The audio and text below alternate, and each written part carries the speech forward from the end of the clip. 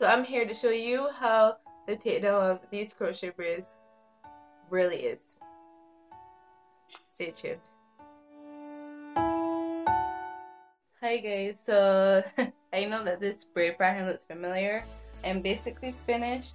All that's left to do is the center section, and that's where I want to show you guys how I do the takedown. The back section here was like so easy. There's nothing to think about because I use such bigger sections in the back. The front is the trickier part, but I found a technique that works for making the removal process for the invisible parting significantly easier. So I'm going to show you that, but first let's do the back section, which is just me utilizing one knot. So if you haven't seen me do my install, take a look at the previous videos to see the difference between how I install the hair with the big cornrow at the back as opposed to the ones in the front. I use the normal process of installation for the back, and in the front I use the invisible parting process, and for the removal it's two different techniques. So let me show you how I remove the back. So I have the hair here, I have my shears.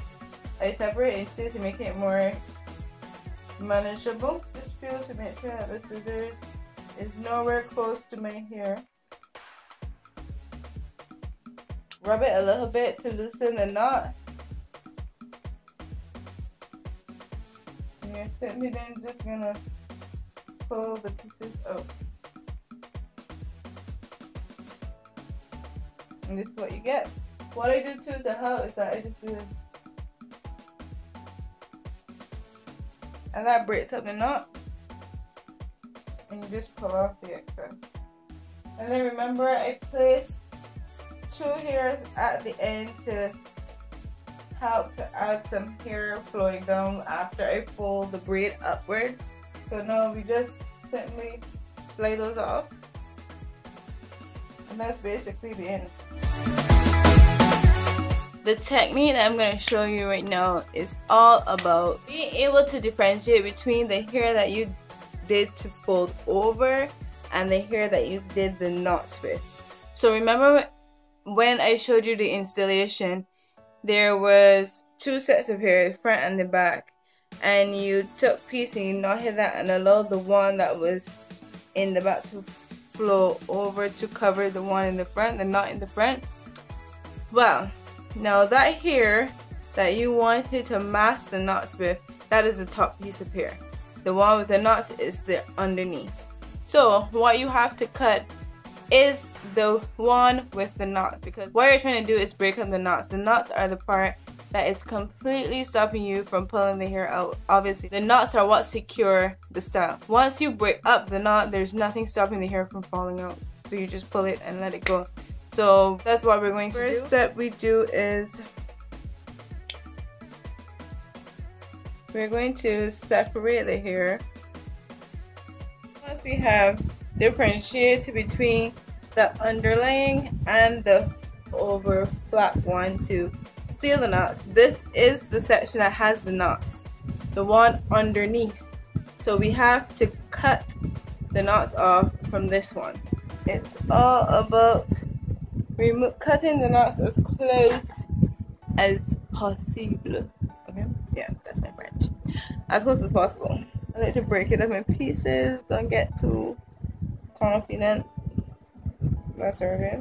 And I like to brush down to make sure that my natural hairs are nowhere close.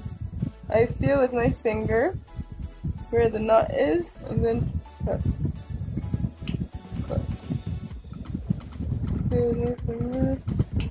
Cut. Next thing I do is try to comb it upward. Comb it upward with your fingers. That's also going to help. That's similar to the brushing technique. That's also going to help loosen up the knots. I knew that that one wasn't done very well because I didn't get any knots off on the ends of my cut. How you know when a cut is successful is when you have an end that looks like this. You see how that's roped around there, that shows that you cut off the knot. You can feel the knots with my fingers, and I'm just gonna go in and cut them off. 2 successful knots, 1 not so successful knot. I'm gonna remove it so that you can see what has just happened, and now it's just a case of pulling them out.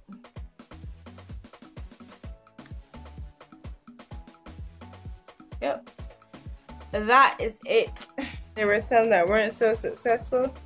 Just take that and tug it. Look, tug it out. The trick to getting the knotless technique installation removed is getting as close as possible to the knot that is in the underlying section. And once you have successfully clipped off the majority of that knot, the other side, you just do like that and it just falls out in your hand. I hope that was helpful to all of you, and thank you so much for watching my crochet braid removal video. Look out for my review to come next week.